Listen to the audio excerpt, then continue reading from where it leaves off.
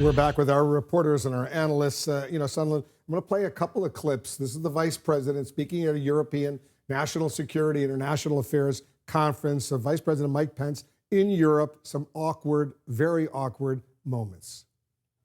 I bring greetings from the 45th President of the United States of America, President Donald Trump. The time has come for our European partners to stand with us and the Iranian people, to stand with our allies and friends in the region. The time has come for our European partners to withdraw from the Iran nuclear deal and join with us as we bring the economic and diplomatic pressure necessary to give the Iranian people, the region, and the world the peace, security, and freedom they deserve. Some painful silence there when he speaking about the President of the United States and speaking about Iran. He didn't get beyond the awkward silence. It does underscore some major differences right now between the Trump administration and the European allies. It certainly does.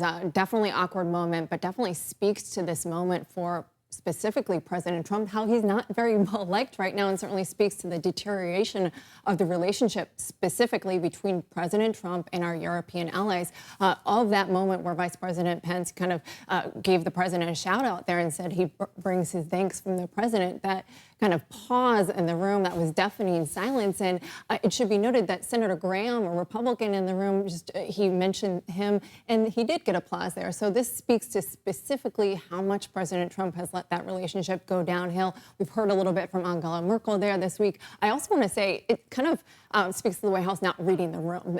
Certainly the tone at the conference this weekend was difficult. That was described by many people there. That really the undercurrent of all this. So the White House leaving an applause line in his written transcript, the fact that Pence broke to hear applause and didn't hear, and he was kind of a little ruffled by it, speaks to their not reading the relationship fundamentally.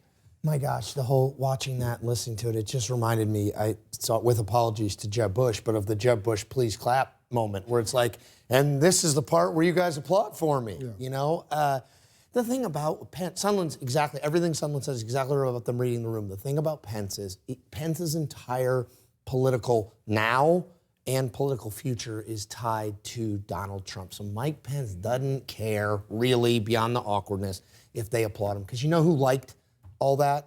Donald Trump. And that's his only path. But Mike Pence's only path. President Trump likes to get applause when he makes those kinds of statements. Pence was waiting for the applause. He got silence. Well, I mean, why? Why is this a surprise? 16 years after we go into Iraq, let's replace some names here. We'd like you to stand with us on a WMD issue related to a big I country in the Middle East. And we have to sit there and say, after we brought the Europeans into Iraq, they might say, well, asking us to stand behind you on Iran on WMD, maybe not so much. And by the way, you should say thanks for us being in Iraq because we lost a lot of our people. So I think if you spent 10 seconds reading the speech, you'd say they're going to be reminded of Iraq and nobody's going to say this is a good idea.